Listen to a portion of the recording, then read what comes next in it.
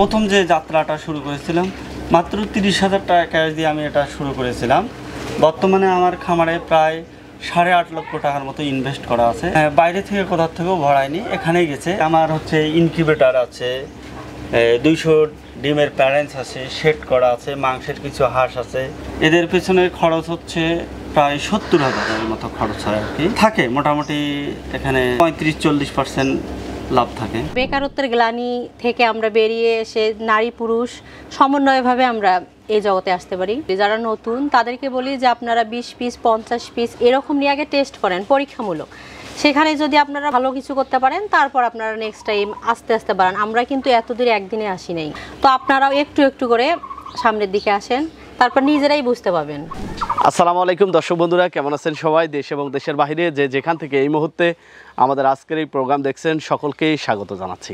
দর্শক বন্ধুরা, আমরা আজকে চলে এসেছি আমাদের রংপুর পীরগাছা উপজেলার পারুল ইউনিয়নের সুন্দরবাজার এলাকায়। এটি আমাদের রংপুর থেকে খুব কাছেই, 7-8 কিলোমিটার ডিস্টেন্স হবে। সুন্দর একটি পরিকল্পিত হাঁসের খামার গড়ে তুলছেন এই এলাকার এক দম্পতি সাইদ সর্দার। তারা স্বামী এবং স্ত্রী দুজনে মিলে পরিকল্পিতভাবে পিকিং স্টার 13 নামে একটি জাত, সেই জাতের হাঁসের খামার গড়ে তুলছেন। পাশাপাশি বাসার ভেতরে কোয়েল পাখি পালন হচ্ছে। এই যে আমার পাশে সুন্দর একটি শেড দেখতে পাচ্ছেন, এখানকার সেটআপটাও বেশ সুন্দরভাবে করেছেন। আমরা হাঁস পালনের উপর এর আগে কয়েকটি প্রতিবেদন আপনাদের দেখিয়েছিলাম। অনেক বড় বড় খামার বাণিজ্যিকভাবে এই হাঁসের খামার গড়ে তুলছিলেন। বিগত কয়েক বছর যাবৎ খাদ্যদ্রব্যের দাম বাড়ায় অনেক খামারিরা এই সেক্টর থেকে সরে গেছেন। বর্তমান সময়ে আমরা আবারও দেখতে পাচ্ছি প্রান্তিক পর্যায়ে অনেক ক্ষুদ্র উদ্যোক্তারা এই হাঁসের খামার করে লাভবান হচ্ছেন। তেমন উদ্যোক্তা সাইদ ভাইও তার বাসার পাশে পরিকল্পিতভাবে এই খামারটি করে স্বাবলম্বী হচ্ছে। আমরা আজকে সেই সাইদ দম্পতির গল্প আপনাদের জানাবো। তারা কিভাবে এই হাঁস পালনে আসলেন, কিভাবে হাঁসগুলো দেখভাল করেন, এই প্রত্যন্ত গ্রাম অঞ্চল থেকে এই হাঁসের বাচ্চাগুলো কোথায় কোথায় সরবরাহ করতেছেন, দৈনন্দিন পরিচর্যার কাজ কি থাকে, সেসব বিষয়ে জানার চেষ্টা করবো। আশা করছি ভিডিওটি না টেনে পুরোটি দেখবেন। আমি মনে করি যারা প্রান্তিক পর্যায়ে বা পারিবারিকভাবে হাঁস পালন করে কিছু করতে চাচ্ছেন তাদের জন্য আজকের এই ভিডিওটি অনুকরণীয় হবে। চলুন শুরু করা যাক।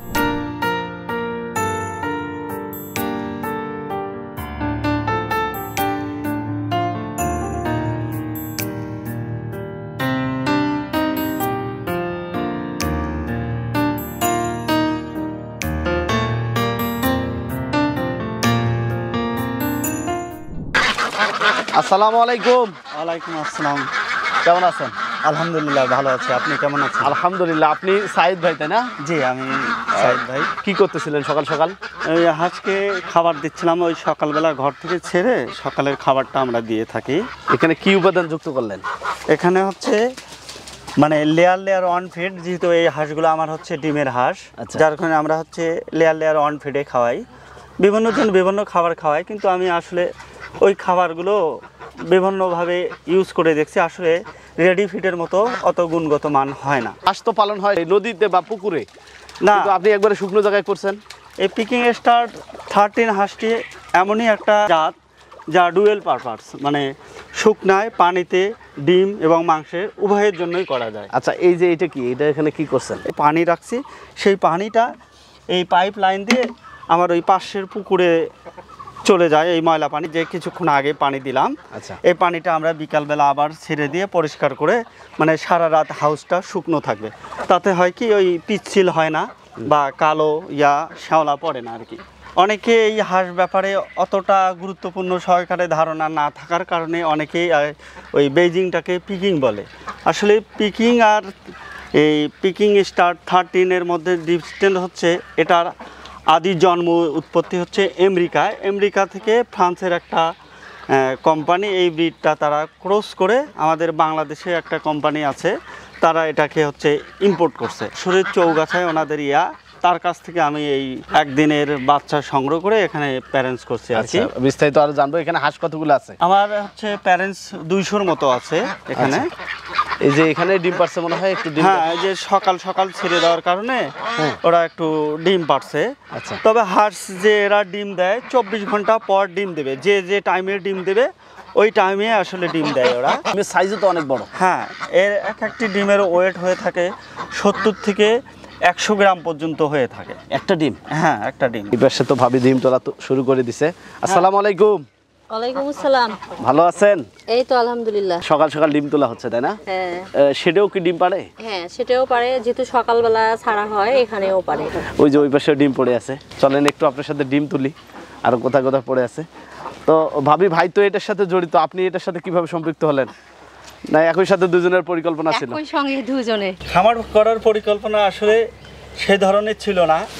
ওই গ্রামে ফেরি করে বাচ্চা বিক্রি করতো, সেখানে আর কি হচ্ছে শখের বসে 10 পিস দেশি হাঁসের বাচ্চা, যেটাকে বর্তমানে খাকি ক্যামেল বলে, সেটাই নিছিল।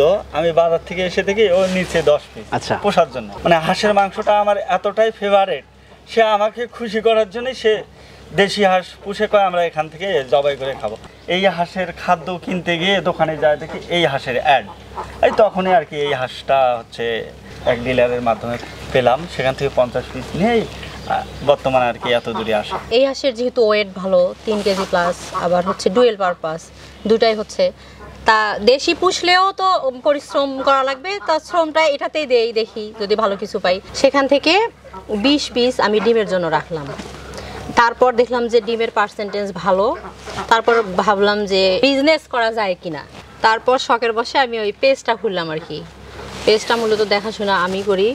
তারপর সেখান থেকে যখন ভালো সাড়া পেলাম, প্রথম অবস্থায় পেজটা ওভাবে গুরুত্ব দেই নেই, যখন ভালো সাড়া পেলাম তখন মানে পেজের দিকেও ঝুঁকে বললাম আর কি। প্রতিদিন নিয়মিত লাইভ করি, রিলস বানাই, ভিডিও, এইভাবে আর কি।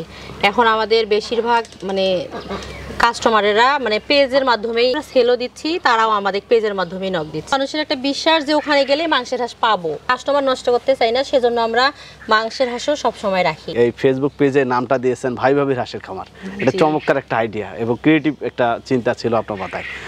নামটা এইভাবে দেওয়া কেন?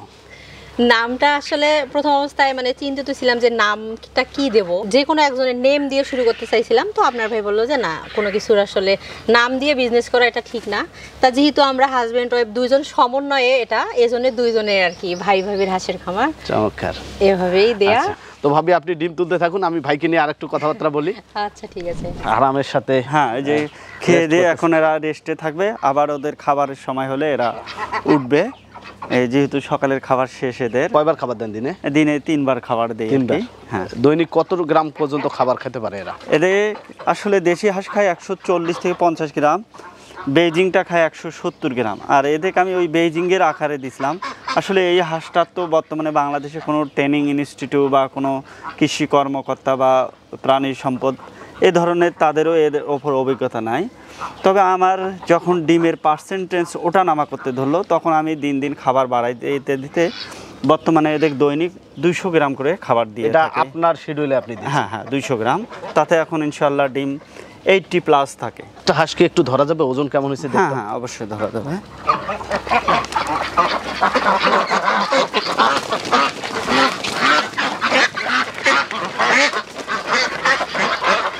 বাহ, এই হাঁস তো দেখতেও বেশ সুন্দর। হ্যাঁ, এরা সব সময় মানে পরিষ্কার পরিচ্ছন্ন থাকতে খুব স্বাচ্ছন্দ্য বোধ করে। এরা কাদা বালি এই ধরনের এগুলান মানে চয়েস এদের আর কি কম, মানে চমৎকার। আমার অভিজ্ঞতা থেকে যেটা আমি বুঝছি আর কি। দেখতে পাচ্ছেন এদের কালারটা কত সুন্দর। এইটা যে আপনি পিকিং স্টার 3 বলতেছেন, এর বিশেষ কি কি বৈশিষ্ট্য বা গুণাগুণ দেখছেন আপনি? এর বিশেষ বৈশিষ্ট্য হচ্ছে এদের মানে দেহটা হচ্ছে চওড়া, ঠোঁটের কালারটা হবে হলুদ, পায়ের কালারটা হবে হলুদ, এবং এদের এক একটা জেরো বাচ্চার ওয়েট 50 থেকে 60 গ্রাম পর্যন্ত হয়ে থাকবে। আচ্ছা। আসলে বেইজিং, রানার এই একই কোয়ালিটি। আসলে সাধারণত এদের বাচ্চার সময়ে কম চেনা যায়, যখন 20 থেকে 22 দিন হয়ে যায় তখন বোঝা যায় এটা রানার, এটা বেইজিং, এটা পিকিং স্টার। কারণ এটা 20 থেকে 22 দিনে 1.5 কেজি প্লাস চলে আসবে। আর বেইজিং বা হচ্ছে রানার এরা 20 দিনে সর্বোচ্চ 700-800 গ্রাম চলে আসবে। তাই এই হাঁসের তো অনেক ওজন দেখতে পাচ্ছি, 3 কেজির উপরে মনে হয়। হ্যাঁ, 3 কেজি প্লাস হবে। এটা প্রায় 4 কেজির কাছাকাছি যাবে। বয়স কেমন হয়েছে এগুলো? যেহেতু আমার ডিমের এটা বয়স প্রায় 8 মাস প্লাস চলতেছে আর কি। এটা হচ্ছে নিউ, ওই পাশে আছে হচ্ছে পুরানো। এখানে যে প্যারেন্টস আছে কয়টার জন্য একটা করে পুরুষ হাঁস দেওয়া আছে? মেল ফিমেলের পার্সেন্টেজটা আসলে বই পুস্তকে যেটা আছে 9:1 করতে হয়। আসলে আমি সেটা প্রথম দিকে যে 20 পিস রাখছিলাম সেখানে করে দেখছি, তাতে আমার হচ্ছে মানে বাচ্চার পার্সেন্টেজ কম আসে। সেই অভিজ্ঞতা থেকে আমি হচ্ছে 6:1 রাখছি। সুন্দর একটি শেড খাঁচা করে আপনি কোয়েল পাখি পালন করতেছেন। আসলে কোয়েলটা শখের বশে করা, আবার কিছু অপচয় রোধ করার জন্য এই কোয়েলটা করা। হাঁসকে কিছু খাবার দিলে এই যে আমরা হচ্ছে মাঝে মধ্যে ওদের যে ফিড খাওয়াই, এই ফিটের কিছু গুঁড়া থাকে, মানে ওই গুঁড়াগুলো তো হাঁস খেতে পারে না। যার কারণে চিন্তা করলাম এই খাবারগুলো নষ্ট না করে যদি কিছু কোয়েল পাখি আনি, এই বাসার ডিমের চাহিদাটা পূরণ হবে বা ইয়া হবে। তা নিয়ে আসলাম, বেশ ভালো। এই যে দেখেন, এরা হচ্ছে ছোট দানা খাবারগুলো চয়েস করে। হাঁস আসলে ওই ধরনের খাবারটা চয়েস করে ওই না। হাঁসের খাবারটা খাওয়াচ্ছেন। এখানে হ্যাঁ, কতগুলো রাখছেন? এখানে প্রায় 300 পিস আছে বর্তমানে। রাখা যাবে কতগুলো? এখানে 500 পিসের জন্য করছে আর কি। জায়গাটা কতটুকু নিয়েছেন? এটা হচ্ছে 6 ফিট বাই 2.5 ফিট করা আছে। আমরা হচ্ছে পার স্কোয়ার ফিটে 8 পিস করে রাখতে পারবো, যেহেতু খাঁচা। আমার মনে করেন যে 6 ফিট বাই 2.5 ফিট একটা ইয়ার জায়গায় পরিমাণে রাখতাম 120-25টা, আর সেখানে আমার 500 পিস রাখতেছে। চমৎকার। এটা বানাইতে আপনার খরচ কেমন হয়েছে? নতুন ইয়া করে বানাইছি তো শখের বসে, তা এখানে একটু খরচ বেশি হয়েছে, প্রায় 11,000 টাকার মতো A to Z খরচ হয়েছে। বাসার ভিতরে তো বেশ নান্দনিকভাবে আপনারা সাজিয়েছেন। এই কাজটা কি ভাবি করেছেন, আপনি করেছেন? না, আপনার ভালোই করেছে, মানে ও খুব ফুল প্রেমী আর কি। আচ্ছা, হাঁস দেখলাম, কোয়েল পাখি দেখলাম, পাশে এই যে বাসার সাইডগুলো দিয়ে কোনো জায়গাও ফেলায় রাখেননি। এখানে আপনি বিভিন্ন ফুল লাগিয়েছেন। এই শৌখিনতাটা কতদিন থেকে মনের মাঝে কাজ করতেছিল এবং এটা কেন করা? এটা হচ্ছে ফুল দেখলেই আমার মাথা ঠিক থাকে না। আচ্ছা। সেটা ভ্যানে বলেন, যেখানেই বলেন, নার্সারিতে বলেন, মানে ফুল দেখলে আমি ফুল কিনবো, সেটা যে ফুলেই হোক। তো প্রথম অবস্থায় হচ্ছে আমি একটু একটু করে, মানে ওই যে উঠানে টবের মাধ্যমে লাগাই। সেখান থেকে মানে ফুলের প্রতি এমন একটা আকর্ষণ যে আমি এটা বাড়াবো, কিন্তু আমার হচ্ছে এই যে উঠানে জায়গা কম, তারপরেও যতটুকু জায়গা ততটুকুতে আমি ফুল লাগাইছি, কিন্তু এরপরেও মানে আমার মন ভরে না যে আমি আরও লাগাবো। এখনও প্রতি বছর শীত আসলেই আমি 5-7 হাজার টাকার ফুলের গাছ কিনি। একটু সেট সম্পর্কে জানবো পরবর্তীতে। এই হাঁসগুলো তো ডিম পারতেছে, যেহেতু প্যারেন্টস হাঁস, এই ডিমগুলো কি করেন একটু জানতে চাই। এই ডিমগুলো হচ্ছে আমার নিজস্ব ইনকিউবেটর আছে, সেখানে আমি হচ্ছে বাচ্চা উৎপাদন করে থাকি প্রতিনিয়ত। আমার যে ক্যাপাসিটি এখানে হচ্ছে 3400 ডিমের ক্যাপাসিটি। তখন আমি মানে মাংসের জন্য হাঁস করতে গেলাম, মানে ডিলারের কাছে বাচ্চা চাইলাম। সেই সময় এটা নতুন হওয়াতে এমন একটা চাহিদা, মানে বাচ্চা আমি টাকা দিয়েও 3 মাস পরেও বাচ্চা পাই না। সেই থেকে মনে একটা ইয়া জাগলো, বলে দেখি এটাকে নিজেই কিছু করে বাচ্চা নিজের চাহিদাটা পূরণ করতে পারি নাকি। সেই ক্ষেত্রে তখন থেকে আর কি মানে ছোট্ট একটা ইনকিউবেটর কিনলাম, মানে ককশিটের। সেটার থেকে বাচ্চা প্রোডাকশন করলাম। ইনশাল্লাহ প্রথমে বাচ্চা প্রোডাকশন ভালো পাইলাম, আর ভালো পাওয়ার কারণে তখন দেখলাম আমার এই 20 পিস হাঁসের ডিম দিয়ে ওই ইনকিউবেটারে মনে করেন 1 মাস সময় লাগে, ওখানে 150-200 ডিম ধরে, তার ডিম এক্সেস হয়ে যায়। তখন আর কি চিন্তা করলাম 3-3.5 হাজার বাচ্চা যদি আমি উৎপাদন করে নিজেই উৎপন্ন করি, তাহলে মনে করেন মাসে কমপক্ষে 3000 হাঁস পুষলে কমপক্ষে 3 লক্ষ টাকা ইনকাম হবে। সেই চিন্তাধারা থেকে ইনকিউবেটরটা ক্রয় করা। হাঁসের শেডটা কিভাবে করেছেন? ওখানে দেখলাম যে হাঁসকে পানি খাওয়ার জন্য পাইপলাইন ব্যবস্থা রেখেছেন। পাইপলাইনটা করছি আমি হচ্ছে নিজের চিন্তা ভাবনা করে দেখলাম, মানে পোলট্রি শেডে দেখি এই ধরনের ব্যবস্থা হলো আছে। তা হাঁস এই যে পানি খায় থর করে, অর্থাৎ আমাদের গ্রামে ভাষায় যেটা বলে, ওরা পানি অপচয় করে, 2 ইয়া দিয়ে ফেলে দেয় গামলায় পানি দিলে। তখন চিন্তা করলাম মুরগি শেডের মতো করি নাকি, করলাম। বাস ওরা ওটাতে অভ্যস্ত। এখন আমার যেখানে প্রতি 200 হাঁসে প্রতিদিনে 500 লিটার পানি লাগতো, সেখানে এখন 200-150 লিটার পানি হলে এনাফ হয়ে যায়। আর হাঁসের খামারে হচ্ছে সবচেয়ে মানে বিরক্তিকর কাজ হচ্ছে হাঁসকে পানি দেওয়া, প্রচুর পানি দেওয়া লাগে।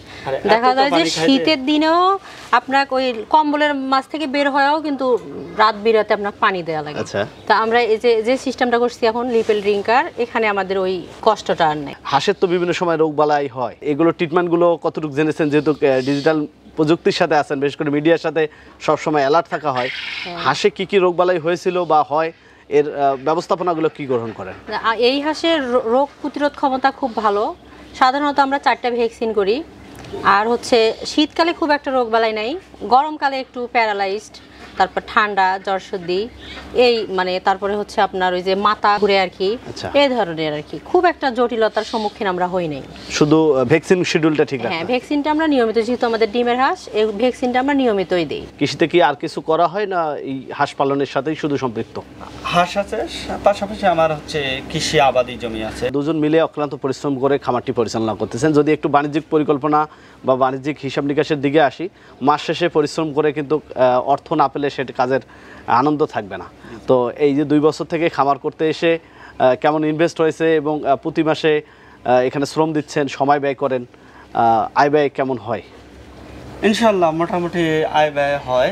প্রথম যে যাত্রাটা শুরু করেছিলাম মাত্র 30,000 টাকা ক্যাশ দিয়ে আমি এটা শুরু করেছিলাম। বর্তমানে আমার খামারে প্রায় 8.5 লক্ষ টাকার মতো ইনভেস্ট করা আছে। আসলে এই আলহামদুলিল্লাহ। টাকাটা আমি বাইরে থেকে কোথাও থেকেও ভরাইনি, এখানেই গেছে। এখন যে আমার হচ্ছে ইনকিউবেটার আছে, 200 ডিমের প্যারেন্টস আছে, সেট করা আছে, মাংসের কিছু হাঁস আছে, আর দৈনিক যে ডিম উৎপন্ন হয় অলরেডি আমি যদি ডিমে বিক্রি করি কমপক্ষে আমি 2 লক্ষ টাকা পাবো ডিম বিক্রি করি। বর্তমানে বাচ্চা গত মাসে আমার সেল হয়েছে প্রায় 2,78,000 টাকার বাচ্চাই সেল করছি আমি প্রতি মাসে আর কি।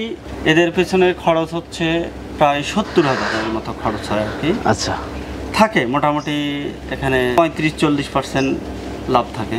আপনি একজন নারী উদ্যোক্তা আমরা ধরতে পারি, বাসায় অন্যান্য কাজের পাশাপাশি এখানে মূল্যবান সময়টা দিচ্ছেন এবং বেশ পরিকল্পিতভাবে এটার প্রচারটাও করতে পেরেছেন।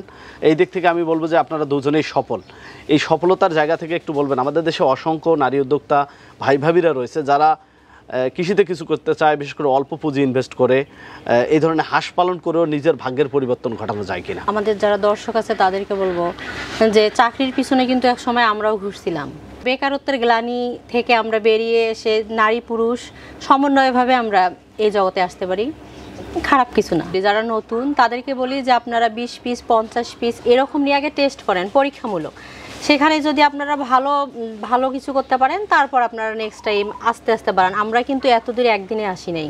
আমরা 50 পিস থেকে 30,000 টাকা খরচ করে ইনভেস্ট করে সেখান থেকে আস্তে আস্তে আসছি। তো আপনারাও একটু একটু করে সামনের দিকে আসেন, তারপর নিজেরাই বুঝতে পারবেন। আপনাদের দুজনকে অসংখ্য ধন্যবাদ, আমাদের মূল্যবান সময় দিলেন, অক্লান্ত পরিশ্রম করেন। আমি আশা করি এই পরিশ্রমের মূল্য আপনারা পাবেন ইনশাল্লাহ, এবং আমাদের দেশবাসীর কাছে যে ভালোবাসার পাত্রে পরিণত হয়েছেন, আগামীতে আরও এটি সম্প্রসারণ হবে এই আশাবাদ ব্যক্ত রেখে দুজনের দাম্পত্য জীবনের সুখময় কামনা করে বিদায় নিচ্ছি। আসসালামু আলাইকুম। ওয়ালাইকুম আসসালাম, আপনাকে ধন্যবাদ। এই সাফল্যকথা চ্যানেল বেকার যুব মহিলা যারা আছে তাদেরও এই প্রচারের মাধ্যমে যেন তারাও আমাদের কিছু মতো করতে পারে। স্বাবলম্বী হয়ে ভালো কিছু করতে পারে, এই কামনা করে আমি আজকে এখান থেকে শেষ করছি। আল্লাহ হাফেজ। দর্শক বন্ধুরা, কৃষিতে কিছু করতে চাচ্ছি কিন্তু কবে করব, কিভাবে করব, এই চিন্তায় কিন্তু আমরা শুরু করতে পারছি না। এই শুরু না করাটাই আপনার জীবনের সবথেকে বড় ব্যর্থতা। আজকে যে দম্পতির খামারে আমরা এখন দাঁড়িয়ে কথা বলছি, ভাই ভাবির হাঁসের খামার, এই খামারের যাত্রা শুরু হয়েছিল মাত্র 30,000 টাকা থেকে। তারা সেই সময়টাতে কল্পনা করতে পারেনি এই খামার করে তাদের ভাগ্যের পরিবর্তন ঘটবেন। মাত্র 2 বছরের ব্যবধানে এখানে হাঁস এবং তার পুরো সেট আপ মিলে 8 লক্ষ টাকায় পরিণত হয়েছে। তো এটি একদিনে পরিণত হয়নি, তিল তিল করে গড়ানো তাদের এই খামারের অক্লান্ত পরিশ্রমের বিনিময়ে তারা এটি করতে পেরেছেন।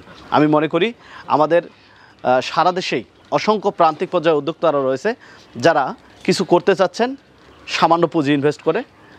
আপনারা একটু পরিকল্পিতভাবে এই কোয়েল পাখির খামার, হাঁস পালন, পিকিং স্টার 13 এই জাতের হাঁসগুলো লালন পালন করলেও আপনি আপনার ভাগ্যের পরিবর্তন ঘটাতে পারেন। তবে একটা বিষয় আপনাকে খেয়াল রাখতে হবে, আপনাকে নিজেকে থাকতে হবে, নিজেকে পরিশ্রম করতে হবে। অন্যের ওপর নির্ভরশীল হলে এই হাঁস খামার বা যে কোনো সেক্টরে আপনি সফল হতে পারবেন না। আমি মনে করি কৃষিতে এসে আপনি নিজে কিছু করবেন এবং আমাদের দেশে কৃষি অর্থনীতি সমৃদ্ধ করবেন। দর্শক, এই ছিল ভাই ভাবির হাঁসের খামার থেকে আমাদের আজকের এই প্রতিবেদন। আপনাদের আশেপাশের সফলতার গল্পগুলো আমাদের জানিয়ে দিন। আমাদের সাফল্য কথা টিম চলে যাবে আপনাদের কাছে। ধন্যবাদ সবাইকে।